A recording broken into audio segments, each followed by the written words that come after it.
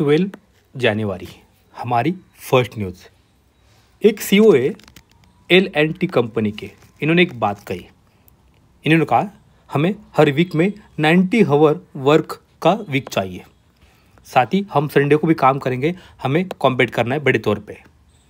हम संडे को भी घर रहेंगे नहीं और अपने फैमिली के लिए टाइम देना नहीं चाहिए। ये उनकी पर्सनल राय थी। हमें यहाँ से प्रीलिम में क्वेश्चन बन सकता है, साथ ही हो सके हमारे जो एम्प्लॉय है, लेबर है, उनकी क्या कंडीशन है, उस पर क्वेश्चन इनडायरेक्टली बन सकता है। ये न्यूज़ हमारे लिए काम की है। यहाँ से प्रीलिम में 2 कीवर्ड पे क्वेश्चन बन सकता है।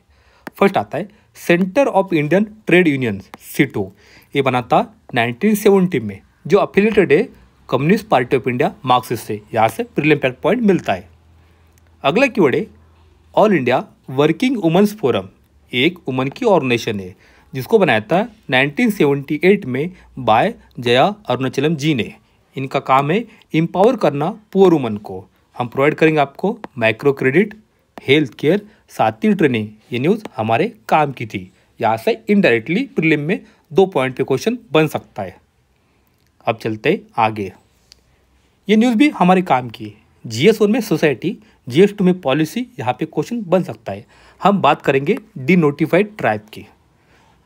ब्रिटिश पीरियड में क्या होता था, अगर कहीं पे भी कुछ क्राइम हो जाता था तो पर्टिकुलर ट्राइब के लोगों को पुलिस अरेस्ट करती थी।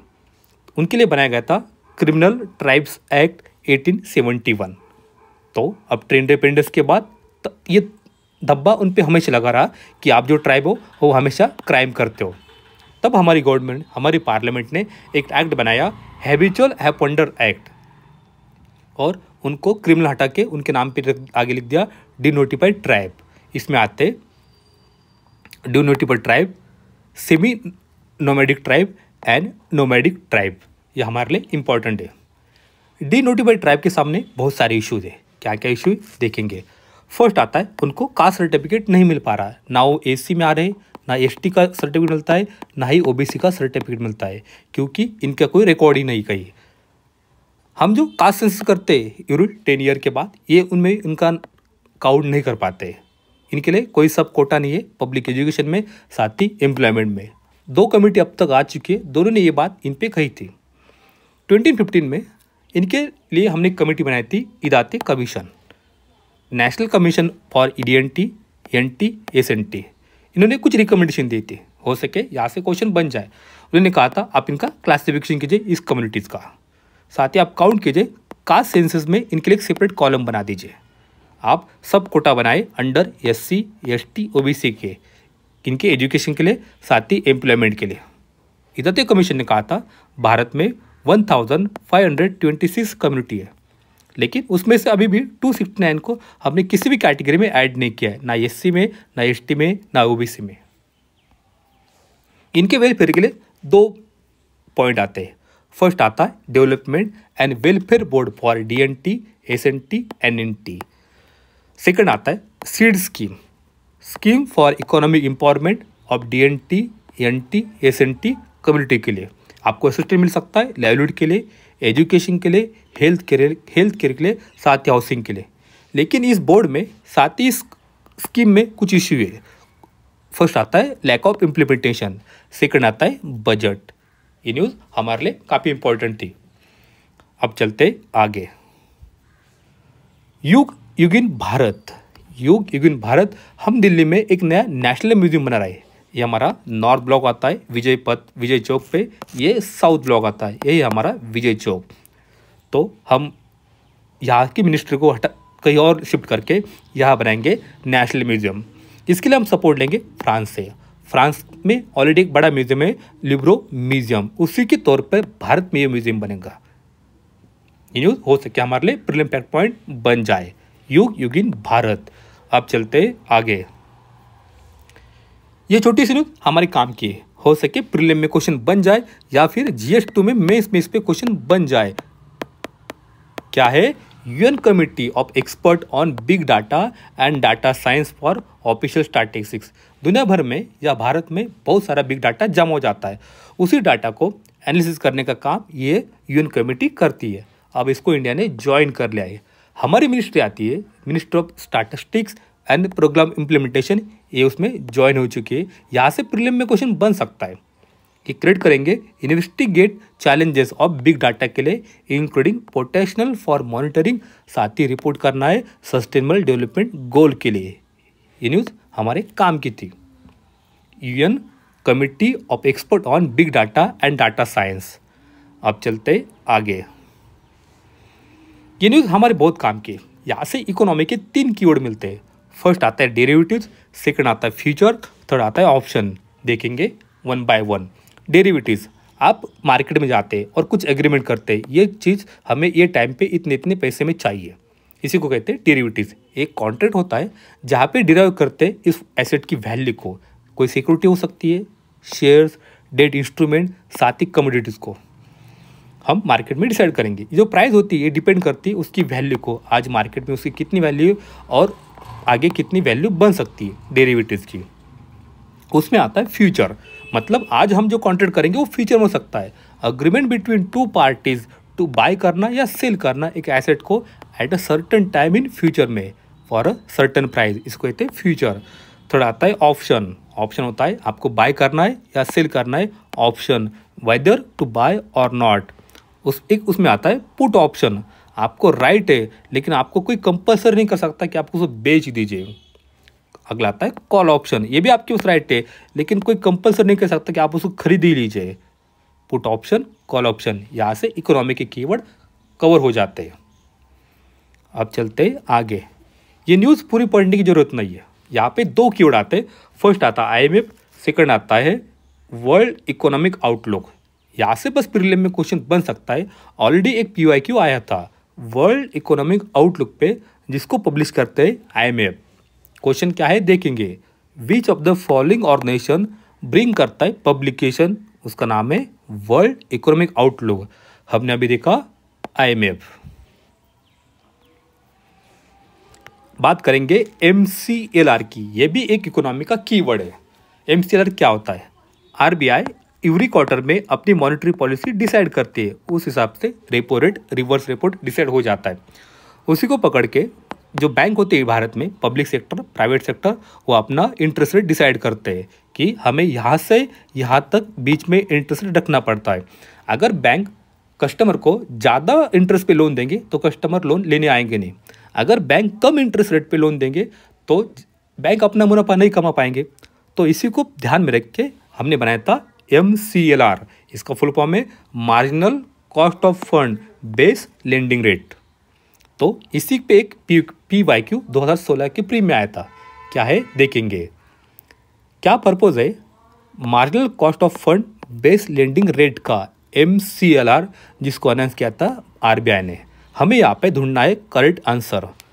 फर्स्ट आता है ये जो गाइडलाइंस है हेल्प करेंगी improve transparency in methodology follow by banks for determining interest rate on advance में। हाँ, हमने अभी देखा, ये बिल्कुल सही है।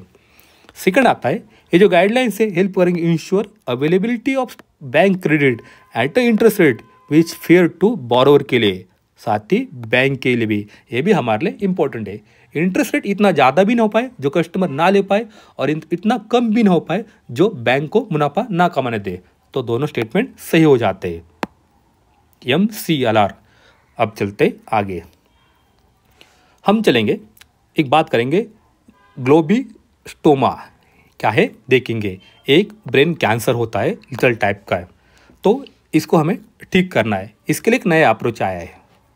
इन्होंने एक बात कही, टारगेट करना है प्रोटीन को जिसका नाम है इंडोकैन, और एक इसके जो पाथवे है उसको हम टारगेट करेंगे और ये ब्रेन कैंसर को ठीक करेंगे। क्या होता है इंडोकैन? हम प्रोड्यूस कर सकते हैं इसमें से इसके, और इंडोथीलियल सेल से, ये हमारे बॉडी में होता है जो लाइनिंग करता है ब्लड वेसल में ट्यूमर के। यहाँ पे एक्टिव हो जाता है PDGFRA, एक रिसेप्टर है जो ग्लोबिस्टोमा में होता है, डिराइव करता है ट्यूमर की ग्रोथ को, साथ ही मेक करता है कैंसर के रेसिस्टेंट को। ये हमारे प्रीलिम फैक्ट पॉइंट यहाँ से हमें बनता है। ग्लोबोस्टिमा। ये न्यूज़ भी हमारे काम की है। बात करेंगे कीवर्ड का भी टफ है, एवा ट्यूम बारडोविचे, आप समझ लीजिए। ये ओल्डेस्ट नोन लॉरेशियन डायनासोर है। लॉरेशिया गोंडवानालैंड क्या है हमें पता है, तभी भी देखेंगे। हम उसके पहले देखेंगे कॉन्टिनेंटल ड्रिफ्ट थ्योरी।